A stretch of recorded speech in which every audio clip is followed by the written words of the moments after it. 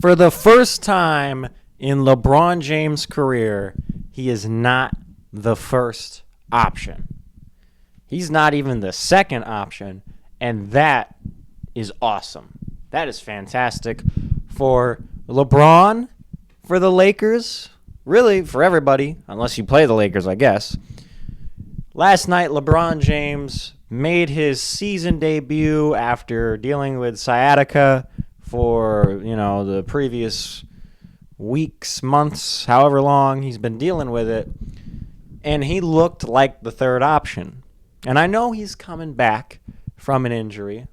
So maybe his first game back is not an indication of anything. But I hope it is. I hope LeBron embraces being this third scoring option, at least, to Luka Doncic and to Austin Reeves, because I think that would only serve to benefit the Los Angeles Lakers. All right, LeBron James does not need to be out there putting up 25 points. You can have Austin Reeves do that. You can have Luka Doncic do that. You can even have DeAndre Ayton do that on some nights. Last night, Luka Doncic had 37 points, 10 rebounds. Austin Reeves, 26 points. DeAndre Ayton, 20 points, 14 rebounds. And LeBron James had 11 points and 12 assists. Now, I'm not saying LeBron should just go and average 11 points, but that's a pretty good stat line if you are the Los Angeles Lakers. Like, that's a stat line you should aspire to have for your four starters, along with Rui, but I don't know off the top of my head what Rui Hachimura put up. He had a solid game, though. LeBron being in this role that he's like, the Lakers have talked about this for at least 2 or 3 seasons now. Because I remember opening night a few seasons ago, I don't know if it was Darvin Ham's first or second season, and they were talking about, we're going to try and have AD run the offense. We're going to try and have LeBron on a minutes restriction. That minutes restriction and that Anthony Davis running the offense plan did not last one game, okay? Like, there was like, LeBron's going to play 32 minutes tonight, and he played 41 or something like that. So LeBron, first time in his career, is not the first scoring option. No matter what, he will not be the first scoring option over Luka Doncic. As a matter of fact, he doesn't even have to be the primary ball handler, playmaker.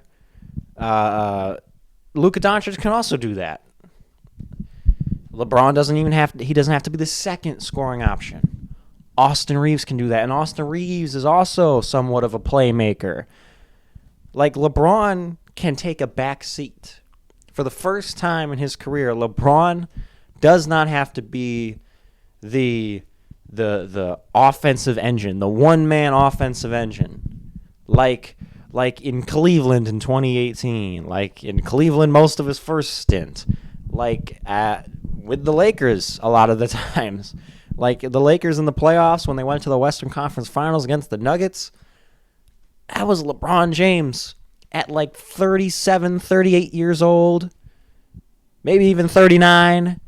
I don't remember exactly how old he was. I think he was 38 or 39. He was the offensive engine for the Lakers. And for as good as LeBron is, it is never good when the best player on your team is a guy as old as LeBron James, okay? That's how you end up with a team like the Los Angeles Unction, the Los Angeles Flippers, the Los Angeles Clippers, okay? That's how you end up with a team like that, okay? The best player on that team is 37-year-old James Harden. That's why they're 4-11, okay? As good as James Harden is, even at 37, that's a problem. That's a problem when the best player on your team is, in NBA years, James Harden's eligible for Social Security, okay? So, it's never good when that's your best player. Now there's actually a lot of really good players on this Lakers team. It's probably the best Lakers team, other than the team LeBron won a ring with, since LeBron got to the Lakers.